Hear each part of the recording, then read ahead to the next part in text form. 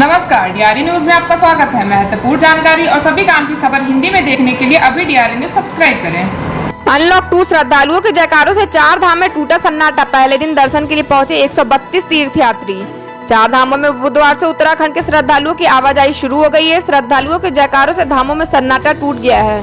पहले दिन चार धामों में 132 श्रद्धालुओं ने दर्शन किए, जबकि 422 तीर्थयात्रियों को पास जारी किए गए थे। वहीं देवस्थानम बोर्ड की ओर से धामों में कोरोना संक्रमण से बचाव के लिए थर्मल स्कैनिंग, सोशल डिस्टेंसिंग के लिए व्यापक इंतजाम किए गए हैं। सोने के दाम में जबरदस्त उछाल, चांदी भी चमकी, जाने क्या हो गई है कीमतें।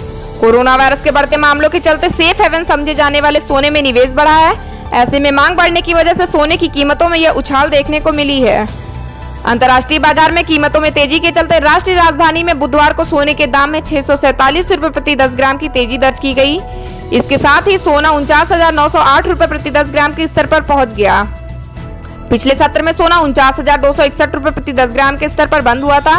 HDFC सिक्योरिटीज ने बताया कि बुधवार को दिल्ली में चांदी की कीमत भी 1,611 रुपए की तेजी के साथ 51,870 रुपए प्रति किलोग्राम के स्तर तक पहुंच गया था। इससे पहले मंगलवार को चांदी 50,259 रुपए प्रति किलोग्राम के स्तर पर बंद हुई थी। अब निजी कंपनियां चलाएंगी 109 जोड़ी यात्री ट्रेनें, सरकार ने मांगे आवेदन। रेल मंत्रालय के मुताबिक यात्री ट्रेनें चलाने के लिए प्राइवेट पार्टनर को आमंत्रित किया गया है। मंत्रालय को उम्मीद है कि प्राइवेट की भागीदारी से रेलवे में 30,000 करोड़ रुपए का निवेश आएगा। केंद्र सरकार ने रेलवे में निजीकरण को बढ़ावा देने के लिए बड़ा फैसला लिया है। रेल मंत्रालय ने 109 जोड़ी प्राइवेट ट्रेनों को चलाने के लिए रिक्वेस्ट फॉर क्वालिफिकेशन मांगा है। सरकार का कहना है कि इससे रेलवे में निवेश बढ़ेगा और यात्रियों को बेहतर सुविधाएं मिलेंगी। इसके लिए पूरे देश के रेलवे नेटवर्क को 12 क्लस्टर में बांटा गया है। इन्हीं 12 क्लस्टर में 109 जोड़ी ये प्राइवेट ट्रेनें चलेंगी। रेलवे के मुताबिक हर ट्रेन कम से कम 16 डिब्बे होंगे और ये ट्रेनें अधिकतम 160 किलोमीटर प्रति घंटे की रफ्तार से चलेंगी। इसके लिए 100 रूट्स की पहचान की गई है। जून में हुई अधिक बरसात, जुलाई में भी तेज बारिश की उम्मीद। असम में 7 लोगों की मौत।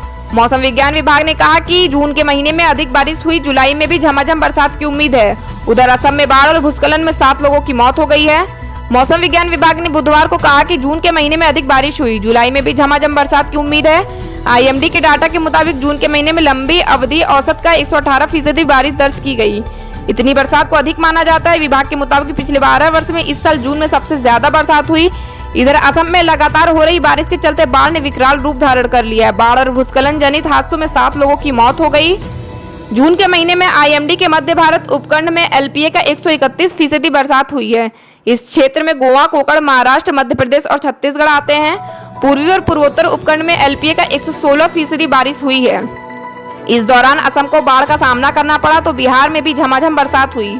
IMD के महानिदेशक मृत्युंजय महापात्र ने जुलाई में LPA के 103% बरसात की उम्मीद जताई है। देश में कोरोना से 17,848 मौतें, 24 घंटे में 438 मरीजों ने जान गंवाई। महाराष्ट्र में 198 मौतें, राज्य में मरने वालों का आंकड़ा 8,000 के पार। देश में कोरोना संक्रमण से मरने वालों का आंकड़ा बुधवार को 17,848 हो गया। 24 घंटे में 438 लोगों ने जान गंवाई। महाराष्ट्र में 198 मौतें हुई। इसके साथ ही राज्य में मरने वालों की संख्या 8,000 पार हो गई। तमिलनाडु में एक दिन में 63 लोगों ने दम तोड़ दिया। इसी के साथ यहां मरने वालों की संख्या 1,264 हो गई। वहीं दिल्ली में 61 लोगों ने दम तोड़ा। यहां मरने वालों की संख्या 2,803 हो गई।